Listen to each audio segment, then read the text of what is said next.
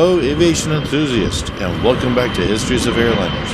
In our last journey together, we began our global quest to find the final resting places of the venerable Douglas DC-9, uncovering some incredible stories and beautifully preserved examples of this iconic airliner. From bustling museums to unexpected corners of the world, the DC-9 continues to captivate, but our search is far from over. Fasten your seatbelts once again, and because in this episode, we're firing up the engines to explore even more locations where these legendary aircraft stand proudly, testaments to a golden age of aviation. Get ready to add more pins to our map as we continue tracking down the preserved DC-9s around the globe.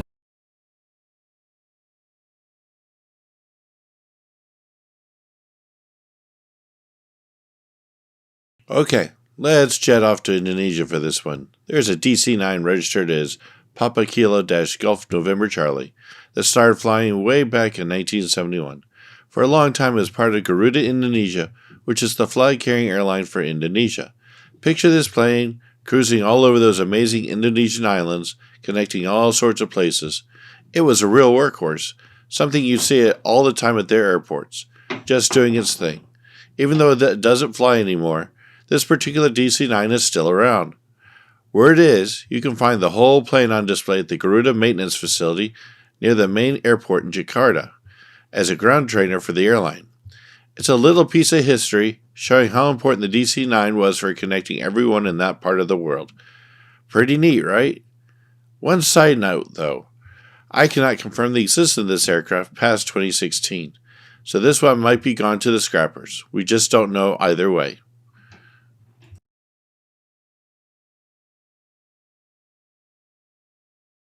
Okay, for our second jet, we're staying in Indonesia.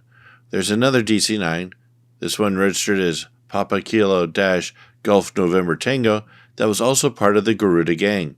It showed up around the same time as our previous aircraft, back in the late 1960s. This one also spent years buzzing around the Indonesian islands, taking people and stuff from place to place. It was just another one of those reliable airplanes you see all the time up there. And just like its aforementioned buddy, when it was done flying, it didn't get scrapped. You can find this aircraft hanging out on display at the Transportation Museum in Jakarta, with this aircraft's final flight ending in a rough landing at the Negari Rai International Airport near Bali, which caused Garuda Indonesia to write it off and put it on display.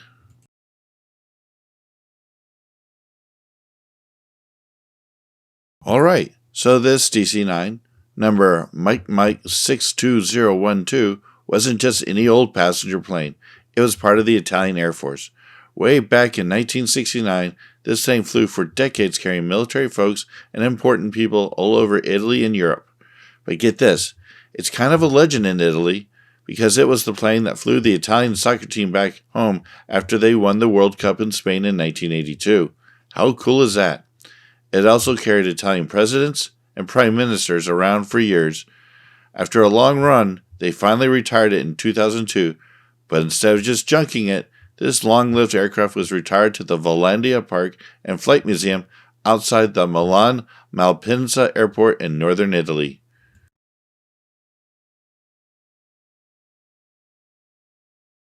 Alright, let's head over to Spain for this story.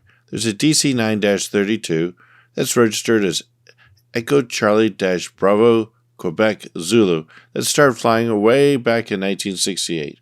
For a long time it was part of Iberia, which is like the main Spanish airline. Picture it in those classic Iberia colors, flying all over Spain and Europe for years. You probably would have seen it if you flew through Madrid. After a time with Iberia, it kept on flying around the Canary Islands for Binta Canarias. Here's a cool bit. Even after it stopped flying passengers, it didn't get scrapped. As of early 2025, you can actually still see it chilling at the Barajas Madrid Airport between Terminals 1 and 2. It's like a little piece of Spanish flying history just sitting there for anyone to check out. Pretty neat, huh?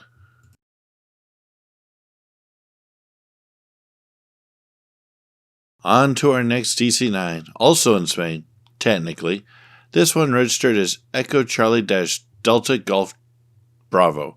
Now this wasn't just your regular DC-9, It was a slightly longer version, a DC-9-34, and it rolled off the assembly line in 1979 and was delivered to the Spanish airline called Aviaco in October of that year. For about 12 years, this aircraft was an Aviaco workhorse, flying folks between different cities in Spain and around Europe.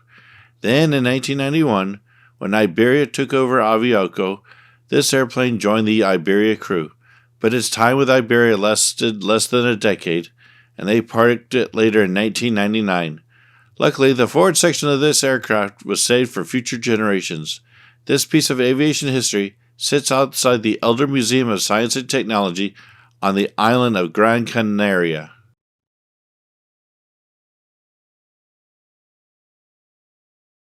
The Douglas DC-9, a real legend in the skies.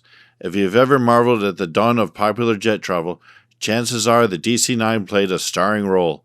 These planes are true workhorses, first gracing the airways back in 1965, and what made them so special?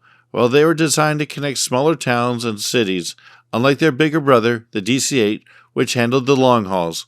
With that cool T-shaped tail and engines tucked in the back, they didn't just look unique. They could pop into airports with shorter runways and offered a quieter ride for everyone on board.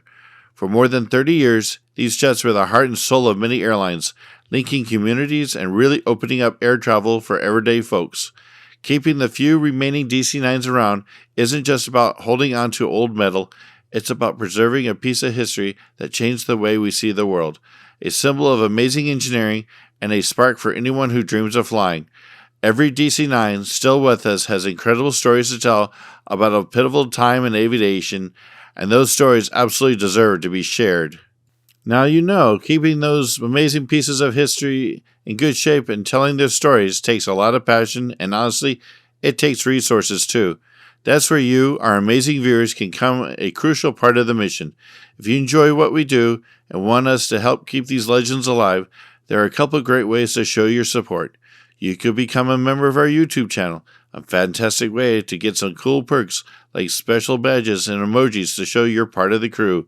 Or if you prefer, you can swing by our Patreon page. Over there we have different support levels, each with its own set of goodies, like personal shoutouts or future perks to be determined later.